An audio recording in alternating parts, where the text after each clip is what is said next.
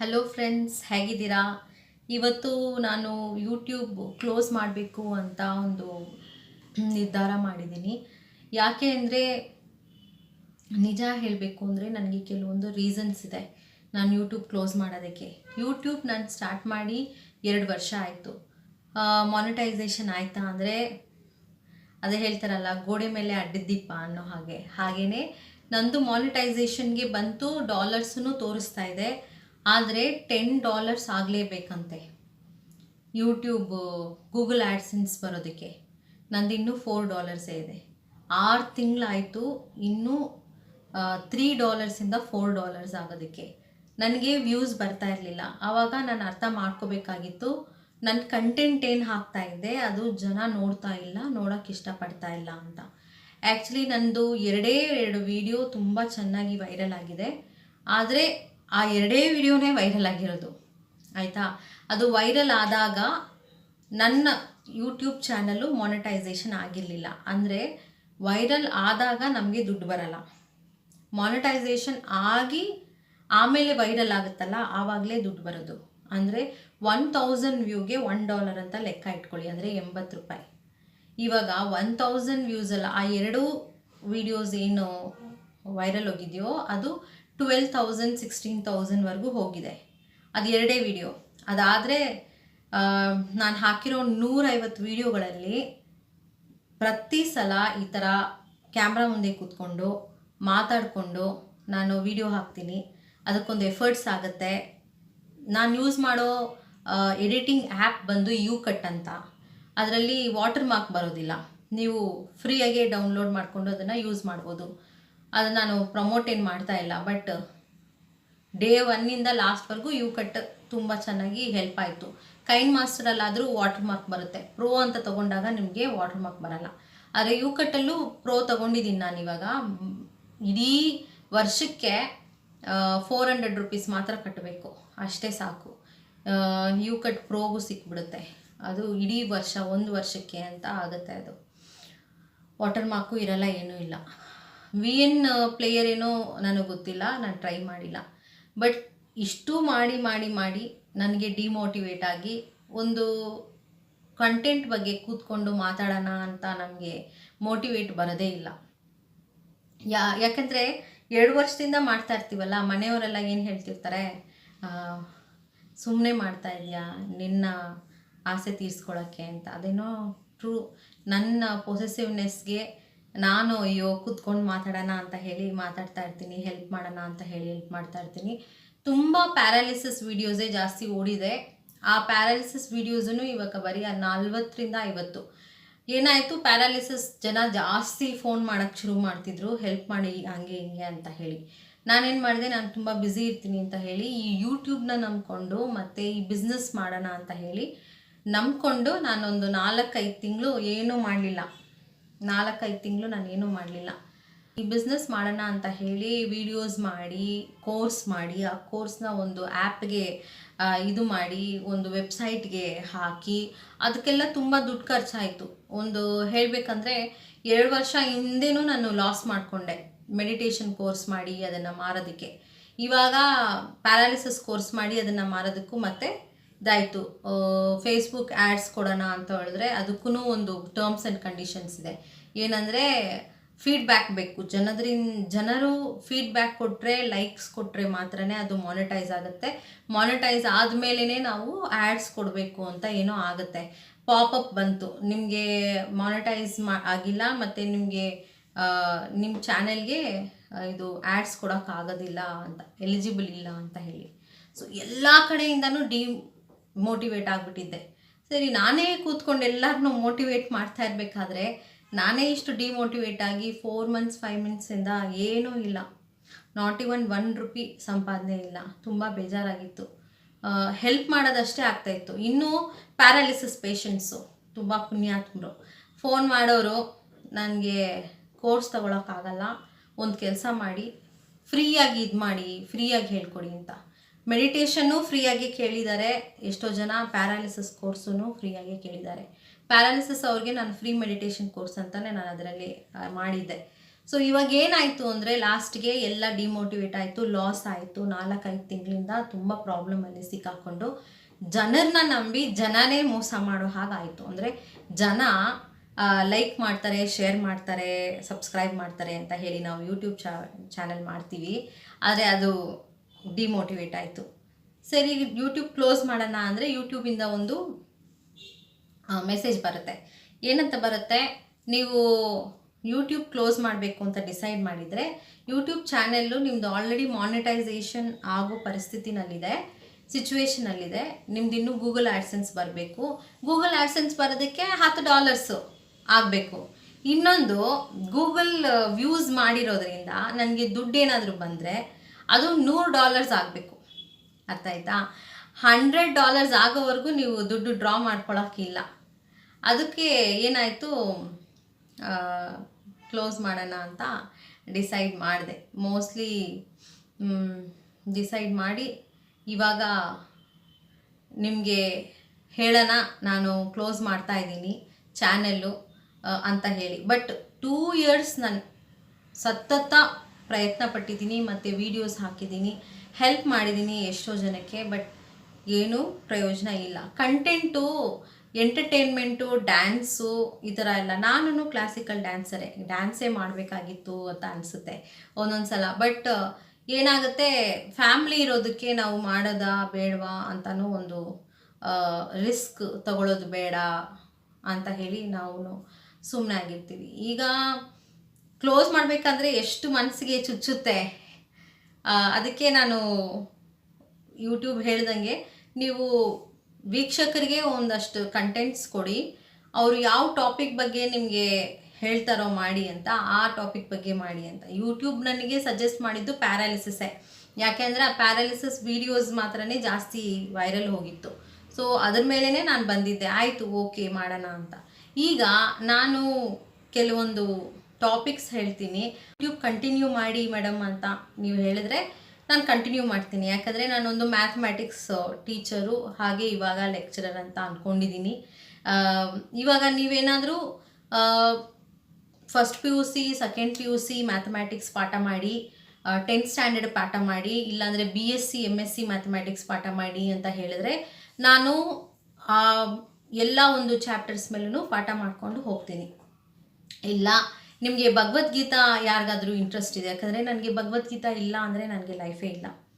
ನಾನು every day start ಆಗೋದೇ ಭಗವದ್ಗೀತೆಯಿಂದ. 1 ತಿಂಗಳಲ್ಲಿ 3 ದಿವಸ ಮಾತ್ರ ನಾನು ಭಗವದ್ಗೀತಾ ಮುಟ್ಟೋದಿಲ್ಲ, ಬಿಟ್ಟರೆ ಇನ್ನೆಲ್ಲ ದಿವಸನೂ ನಾನು ಭಗವದ್ಗೀತಾನ ಮುಟ್ತೀನಿ. ಅದು ನಿಮಗೆ ಗೊತ್ತಿರುತ್ತೆ. ಸೊ ಭಗವದ್ಗೀತಾ ಬಗ್ಗೆ ನಾನು ಯೂಟ್ಯೂಬ್ ಚಾನಲ್ ಮಾಡಬೇಕು ಅಂತ ಅಂದ್ಕೊಂಡಿದ್ರೆ, ಇಲ್ಲ ಇದೇ ಚಾನಲಲ್ಲಿ ಕಂಟಿನ್ಯೂ ಮಾಡಬೇಕು ಅಂತ ಅಂದ್ಕೊಂಡಿದ್ರೆ ಚಾನಲ್ ಹೆಸರೇ ಬದಲಾಯಿಸ್ಬಿಡ್ತೀನಿ. ಮೆಡಿಟೇಷನ್ ಬಗ್ಗೆ ನನಗೆ ತುಂಬ ಇಂಟ್ರೆಸ್ಟ್ ಇತ್ತು, ಅದಕ್ಕೆ ನಾನು ಮೆಡಿಟೇಷನ್ ಚಾನಲ್ ಓಪನ್ ಮಾಡಿದ್ದು. ಆ ಮೆಡಿಟೇಷನ್ ಚಾನಲಲ್ಲಿ ಏನಾಯಿತು, ಮೆಡಿಟೇಷನ್ ನಾನು ಎಲ್ಲ ಹೇಳಿಕೊಟ್ಟು ಅದಕ್ಕೆ ವ್ಯೂಸ್ ಬರಲಿಲ್ಲ. ಸರಿ ಆಯಿತು, ಹೆಲ್ತ್ ಬಗ್ಗೆ ಟಿಪ್ಸ್ ಕೊಡೋಣ ಅಂತ ಹೇಳಿ ಹೆಲ್ತ್ ಟಿಪ್ಸ್ ಕೊಡ್ತಾ ಹೋದೆ.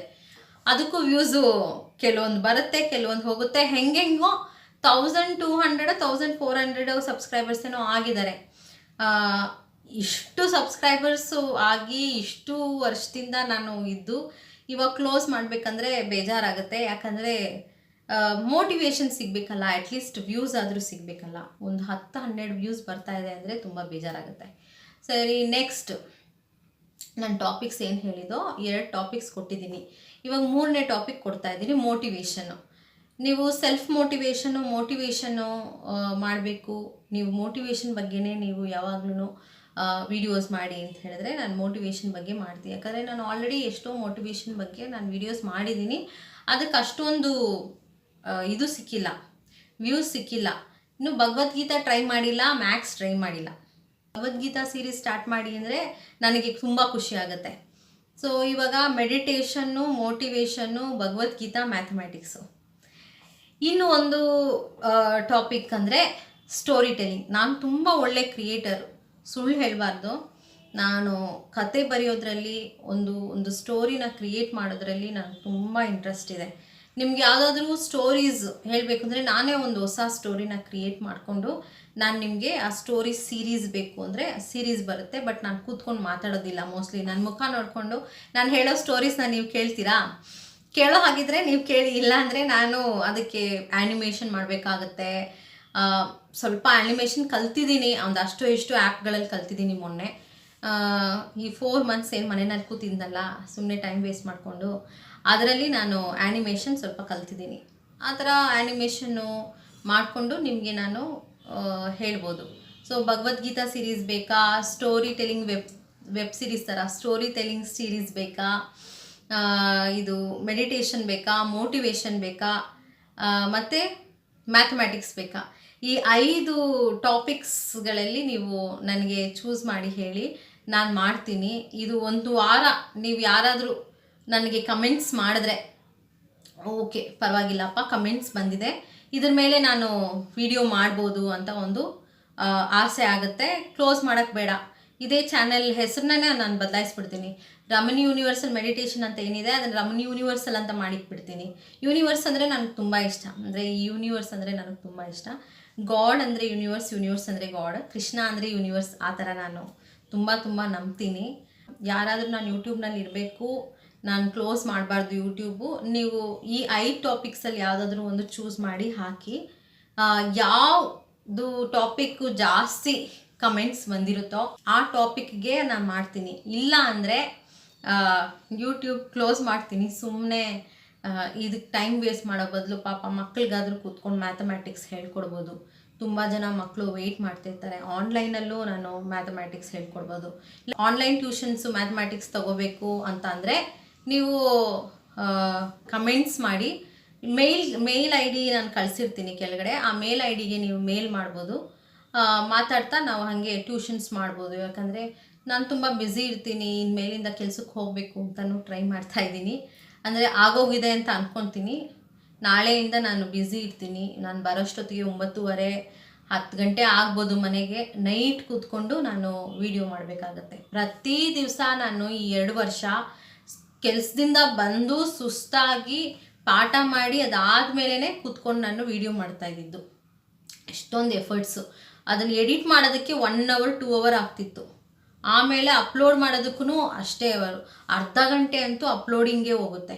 ಕನ್ವರ್ಟ್ ಮಾಡೋಕ್ಕೆ ಒಂದು ಅರ್ಧ ಗಂಟೆ, ಅಪ್ಲೋಡ್ ಮಾಡೋದಕ್ಕೆ ಒಂದು ಅರ್ಧ ಗಂಟೆ. ಏನಿಲ್ಲ ಅಂದರೂ ಯೂಟ್ಯೂಬ್ಗೆ ನೀವು ಒಂದು 4 hours ನೀವು ಇಡಲೇಬೇಕು. 4 hour ಕಡ್ಡಾಯವಾಗಿ ಇಡಬೇಕು. ಒಂದು ರೆಕಾರ್ಡಿಂಗ್ಗೆ, ಆಮೇಲೆ ಎಡಿಟಿಂಗ್ಗೆ, ಆಮೇಲೆ ಕನ್ವರ್ಟ್ ಮಾಡೋದಕ್ಕೆ, ಆಮೇಲೆ ಅದನ್ನು ಅಪ್ಲೋಡ್ ಮಾಡೋದಕ್ಕೆ. ಅಪ್ಲೋಡ್ ಮಾಡಾದಮೇಲೆ ನೀವು ತಮ್ನೇಲ್ ಯಾವ ಥರ ಮಾಡ್ತೀರಾ ಅಂತ ಅದನ್ನು ಚೂಸ್ ಮಾಡೋಕ್ಕೆ, ತಮ್ನೇಲ್ ಮಾಡೋದಕ್ಕೂ ಒಂದು 10-15 ನಿಮಿಷ ಆಗುತ್ತೆ. ಇಷ್ಟೆಲ್ಲನೂ ಇದೆ. ಸುಮ್ಮನೆ 4-5 hours ನಾನು ಈ ಯೂಟ್ಯೂಬ್ನಲ್ಲಿ ಸ್ಪೆಂಡ್ ಮಾಡೋದು ಬೇಡ ಅಂತ ಹೇಳಿ ಡಿಸೈಡ್ ಮಾಡಿದ್ದೀನಿ. ತುಂಬ ಡಿಮೋಟಿವೇಟ್ ಆಗಿದೆ ಅಂತ ಅನಿಸುತ್ತೆ. ನಾನು ಡಿಮೋಟಿವೇಟ್ ಆಗದಿರ ಒಂದು ಬೆಳಕು ಬರೋ ಹಾಗೆ ಒಂದು ಆಪ್ಷನ್ಸ್ ಕೊಟ್ಟಿದ್ದೀನಿ. ನೀವು ಪ್ಲೀಸ್ ಕಮೆಂಟ್ ಮಾಡಿ ನಾನು ಯಾವುದ್ರ ಬಗ್ಗೆ ನಾನು ವಿಡಿಯೋ ಕಂಟಿನ್ಯೂ ಮಾಡಲಿ ಅಂತ. ಆಬ್ವಿಯಸ್ಲಿ ನನ್ನ ಫೇಸ್ ತೋರಿಸ್ಕೊಂಡು ನಾನು ಪಾಠ ಮಾಡಬೇಕು ಅಂದರೆ ಅದು ಮ್ಯಾಥ್ಸ್ ಆಗಿರುತ್ತೆ, ಇಲ್ಲ ಮೋಟಿವೇಶನ್ ಆಗಿರುತ್ತೆ.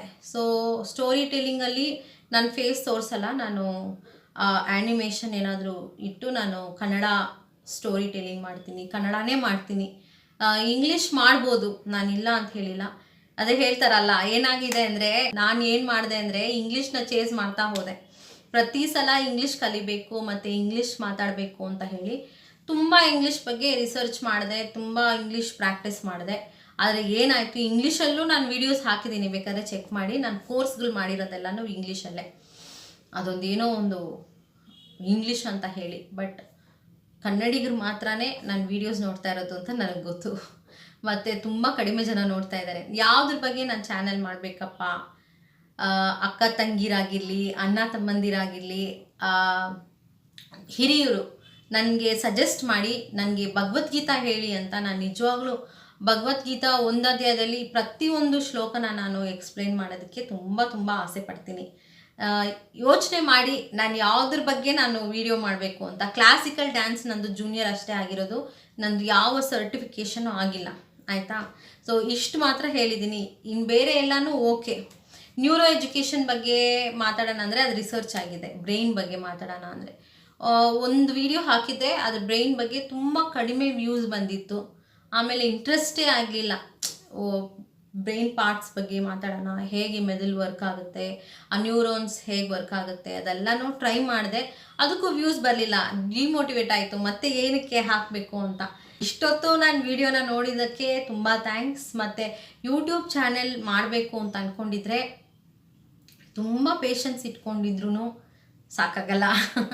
ಮತ್ತು ಏನಾದರೂ ಹೊಸದಾಗಿ ಟ್ರೈ ಮಾಡಬೇಕು ಅಂತ ಅಂದ್ಕೊಂಡ್ರೆ ಅದು ನಿಮ್ಮ ಕಡೆಯಿಂದನೇ ಟ್ರೈ ಮಾಡ್ತೀನಿ. ನೀವು ಯಾವುದು ಸಜೆಸ್ಟ್ ಮಾಡ್ತೀರೋ ಅದನ್ನೇ ನಾನು ಮಾಡ್ತೀನಿ. ಈ 5 ಟಾಪಿಕ್ ನಾನು ಏನು ಹೇಳಿದ್ದೀನಿ ಆ ಟಾಪಿಕಲ್ಲಿ ಮಾತ್ರನೇ ನಾನು ಎಕ್ಸ್ಪ್ಲೈನ್ ಮಾಡೋಕ್ಕೆ ಸಾಧ್ಯ. ಇಲ್ಲ ಬೇರೆ ಯಾವುದಾದ್ರೂ ಟಾಪಿಕ್ಸ್ ನೀವು ಕೊಟ್ಟರೆ, ಹೆಲ್ತ್ ಟಿಪ್ಸ್ ಎಲ್ಲ ನಾನು ನೋಡಿದ್ದೀನಿ, ಯಾವುದು ಬರಲಿಲ್ಲ.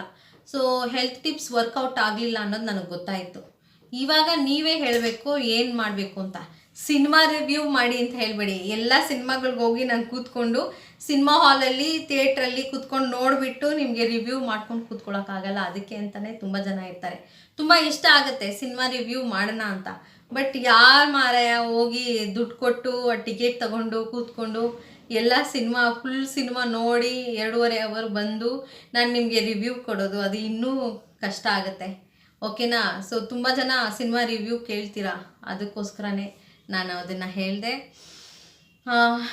ಮತ್ತು ಇನ್ನೇನು, ಯೂಟ್ಯೂಬ್ ಕ್ಲೋಸ್ ಮಾಡೋದಾ ಇಲ್ಲ ಯೂಟ್ಯೂಬ್ ನಡ್ಸ್ಕೊಂಡು ಹೋಗೋದಾ ಅನ್ನೋದನ್ನು ನೀವೇ ಡಿಸೈಡ್ ಮಾಡಬೇಕು. ಈ ವಿಡಿಯೋ ಏನಾದರೂ ನಿಮಗೆ ಇಷ್ಟ ಆಗಿದ್ದರೆ ಲೈಕ್ ಮಾಡಿ, ಶೇರ್ ಮಾಡಿ, ಹಾಗೆ ಸಬ್ಸ್ಕ್ರೈಬ್ ಮಾಡಿ. ಇದನ್ನೇ ಲಾಸ್ಟ್ ಅಂತ ಮಾಡಬೇಡಿ. ನಿಮ್ಮ ಕಮೆಂಟ್ಸ್ಗೋಸ್ಕರನೇ ನಾನು ಕಾಯ್ತಾ ಇರ್ತೀನಿ. Thank you.